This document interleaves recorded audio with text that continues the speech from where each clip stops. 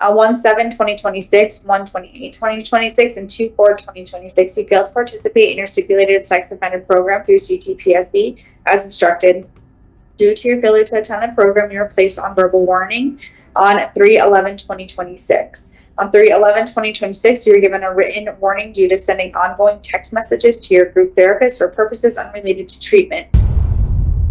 Okay, so let's get into this one right here.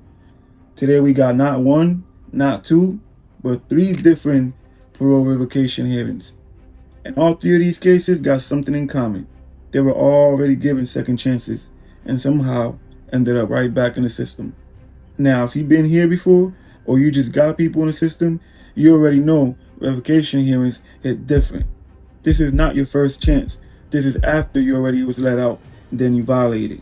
So let's break this down one by one. The first one, we got an older dude, OG status.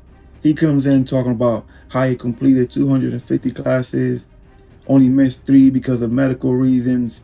Now, on paper, that sounds good. That's like what the board want to hear, but this is where it goes left. He got kicked out of his treatment program, unsuccessfully discharged. Why? Because he was sending inappropriate messages to his therapist instructor, the one that runs the classes. Picture that. You're in a sex offender class. You're sending your teacher inappropriate messages. And I'm not talking about 1 or 2 messages. We're talking about sending stuff like at all hours of the night, making therapists feel uncomfortable.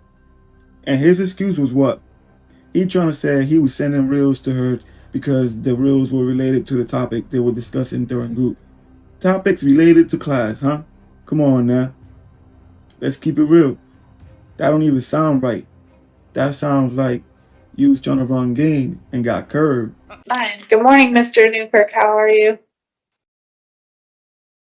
Be better? Can you hear me? Yes, I can. Can you hear me? No. Mr. Newkirk, can you hear me? Oh, Yes. maybe not. Yes, can you hear me? I can't hear you either. They can't hear you? Yeah. Mr. Mr. Tricello, I'll be right Our there. media tech will figure this out. Mr. Newkirk, I can hear you, so I'm just going to go over to the officer's room and check her audio. Kristen, any thoughts?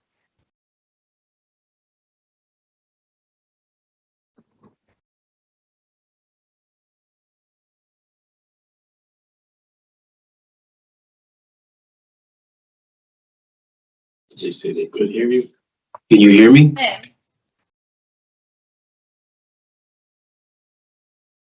Can you hear me? They might have you muted for now. I don't know. But they were hearing me fine, so it doesn't look like we're muted. See on the top left. There we go.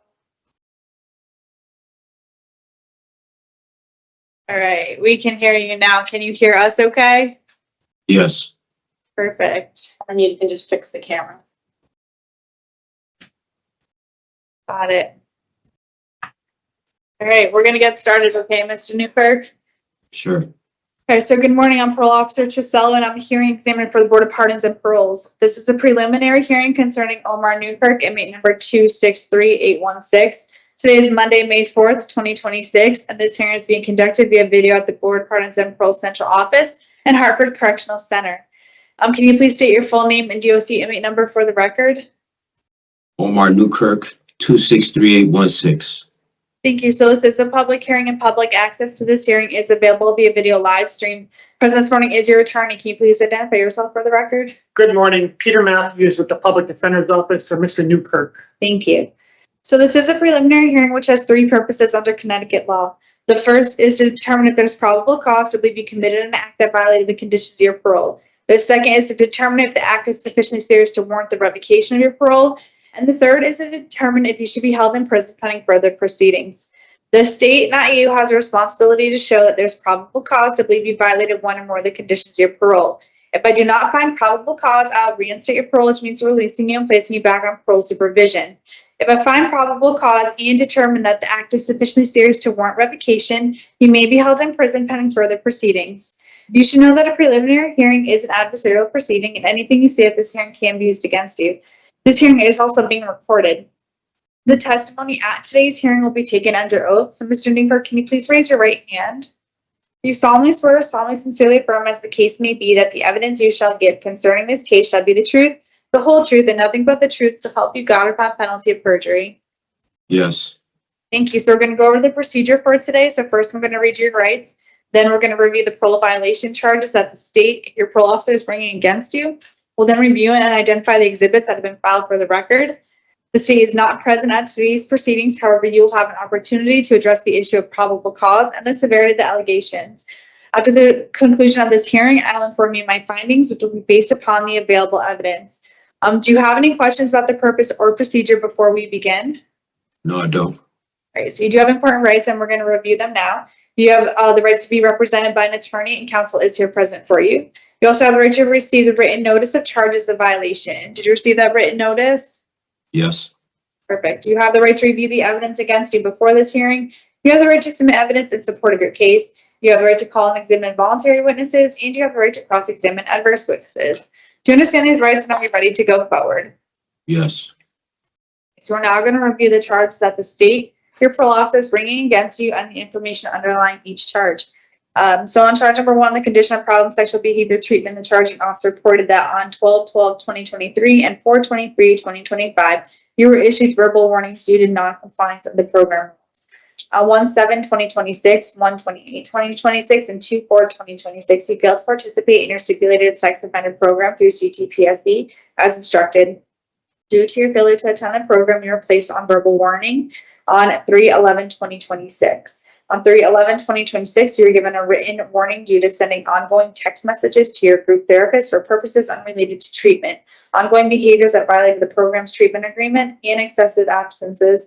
From 3/11/2026 to 4/13/2026, you continued these behaviors, including inappropriate text messages and failing to complete your assignment from your verbal warning. Subsequently, you were unsuccessfully discharged due to refusing to follow the course of treatment.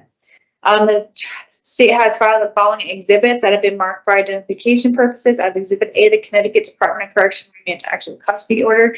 Exhibit B, the State of Connecticut Board of Pardons and Parole's Conditions of Parole. Exhibit C, the Notice of Parole Violation. Exhibit D, the Parole Violation Report. Exhibit E, the Connection Unsuccessful Discharge Letter.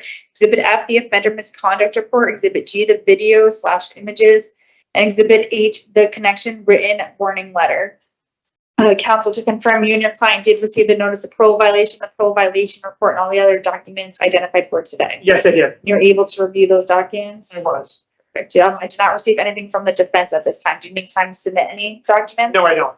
And we have no witnesses at this for today's hearing. So, counsel, it is now your opportunity to respond, make a short statement, and testify with respect to probable cause and the severity of the allegations. I'd just like to start by asking Mr. Newkirk a few questions. Sure. Mr. Newkirk, why did you miss those 3 classes in January and February of 2026?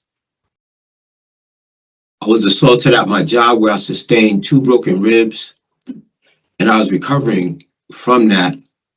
I had then in turn gotten sick because of my injuries.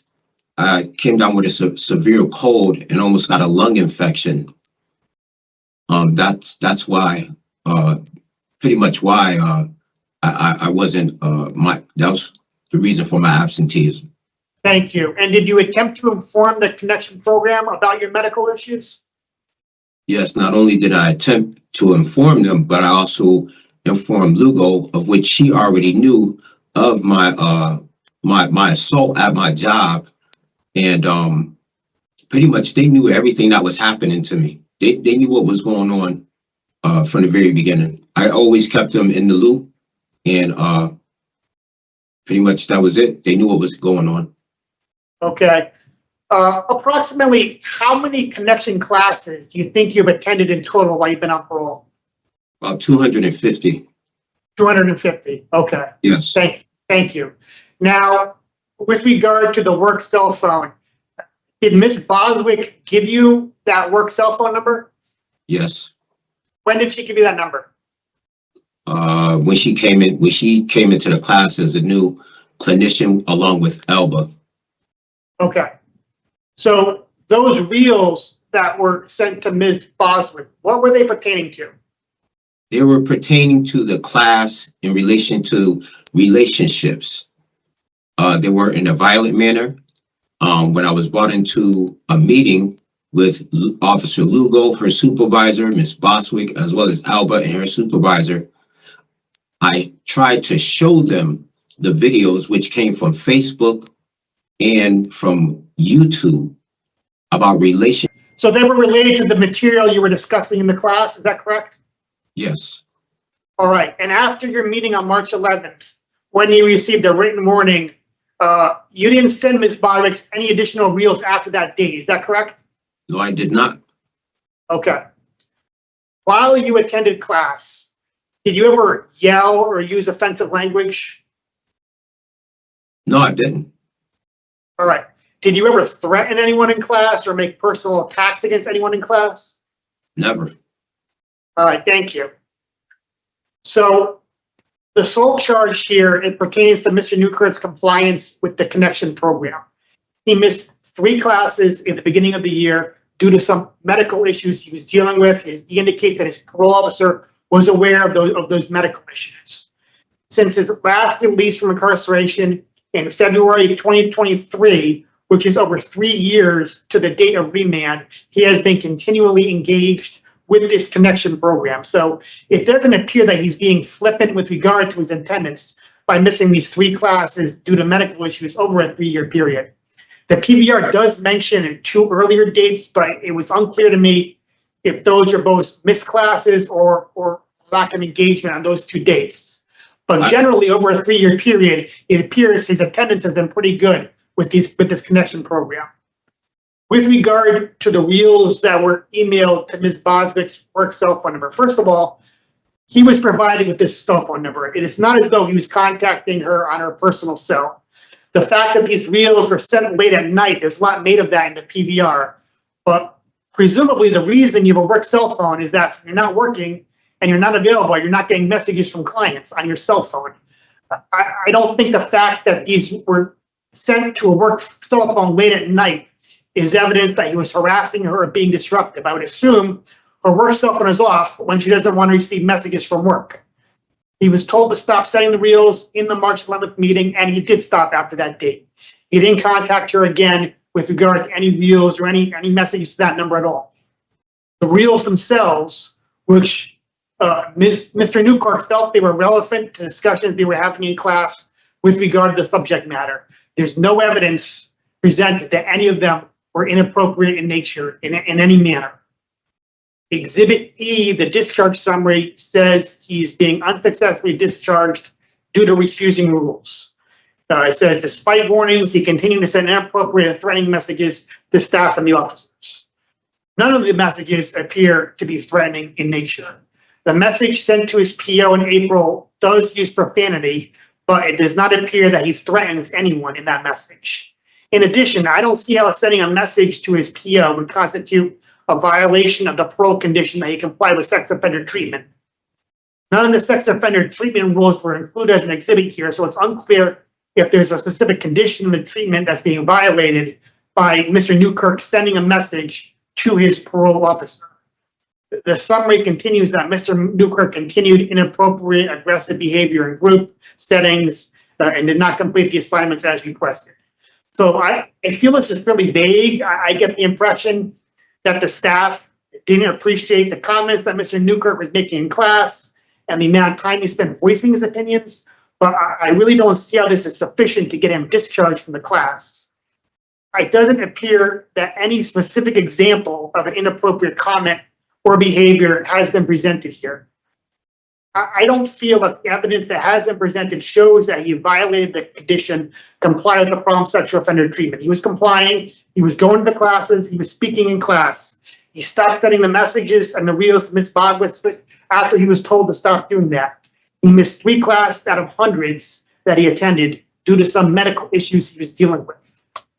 So if there is a finding here that there is probable cause that he violated this condition, I would argue that the violation is not serious enough to warrant revocation. I disagree with the conclusions noted in the PBR. I don't think it's obvious that he presents an imminent and inevitable risk to the community. He's been under supervision for the past 3 years, and the sole charge here is some issues he was having with the sex offender treatment classes. There may have been some more serious violations in the past, but that's not what he's here for today. There's no allegation he threatened anyone or engaged in any sort of criminal conduct. All of the misconducts noted in the PBR, other than that written warning from March 11th, are from 2023 and 2024. So they're years old. And I think that provides additional evidence that he's been complying over the past several years. I think he may have been a difficult client in the class and who spoke a lot, and he made comments that the instructors disagreed with. But I don't think there's evidence he was so disruptive as to warrant revoking his parole. He was attending, he can continue to attend going forward. The discharge letter says he may be re-referred if he's released to the community. Thank you. Thank you, counsel. I'm just going to take a moment and I'll announce my findings.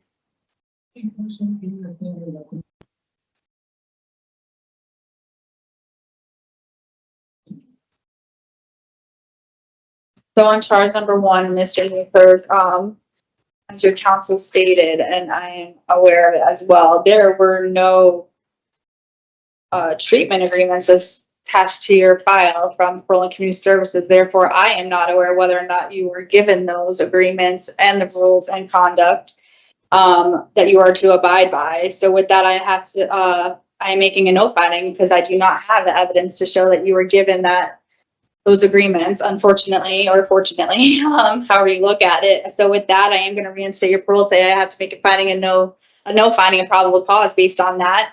I am going to reinstate your parole effective today, Mr. Newkirk.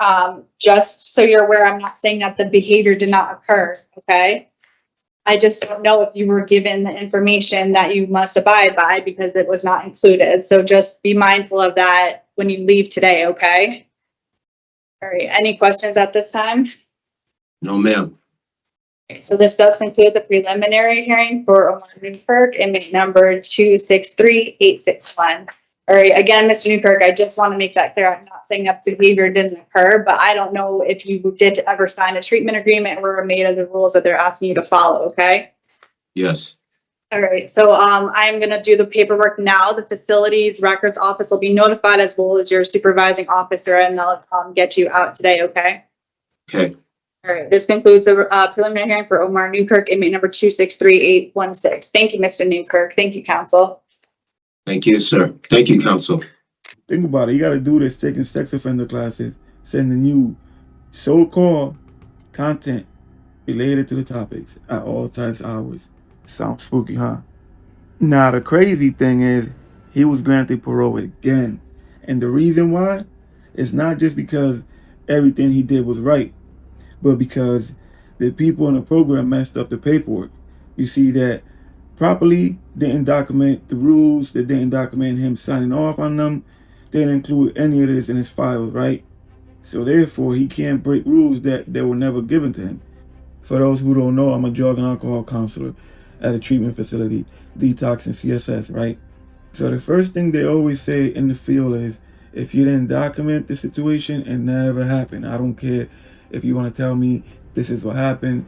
If it's not documented, it never happened. And this is where we got to get better at, because this could be saving somebody from getting touched, from somebody getting violated, somebody dying, because he was just let back out. So basically, they couldn't prove he fully acknowledged to the rules. You got somebody going back to the community, not because they earned it right away, but because their paperwork was messed up. And these type of situations happen all the time. Now let's get into the second offender, right? Also a sex offender, but he didn't violate for new sex charges. He got violated for DUI, driving under the influence type stuff. And that right there should tell you something. A lot of times, it's not even original charges that bring people back. It's the behavior that was never changed. So now it sounds like he's sitting in Carl Robinson CI. And for those who don't know, you already know what it is. That's a level 3 facility, open dorms. I've been there before. Let me paint the picture real quick. You got two sides. It's side A and a side B. Main control center with COs watching. It's about 4 COs inside. You got bunks lined up, lockers next to each other, all types of movement everywhere. Showers on one side, day room and TV on the other side. This ain't no cell blocks. This is open dorm type of living. And with those type of charges, if you're not disciplined, if your mind ain't right, you're gonna struggle there. So now he's back in the environment, all because he couldn't stay sober. You can just have a seat, and when he comes out, you can go in. So, Kristen, come on in. I see +1 participant. We see everybody. I just don't see the +1. That makes sense. Yep, so if we have DeVilder, Okay, because I can't see that she's here. I just see it says +1. yep, I just don't see that her camera's turned on. If that would make a difference. Okay. She's not on for this case, but I was just wondering if, well, I just wanted to let you know, like, I can't see who the other participant is, and besides the 4 that are on the screen. Yep, just because only so many videos fit on your screen. Got it. But I can see that DeVilder has joined the hearing. Okay, all right, thank you. All right, so we are going to start with Mr. Coles.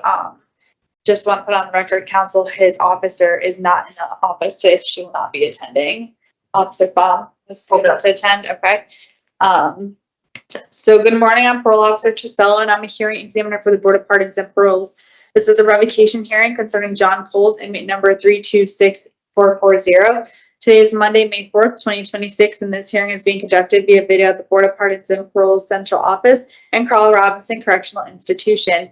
Can you please state your full name and DOC inmate number for the record? John Michael Coles Jr., 326440. Thank you. So this is a public hearing, and public access to this hearing is available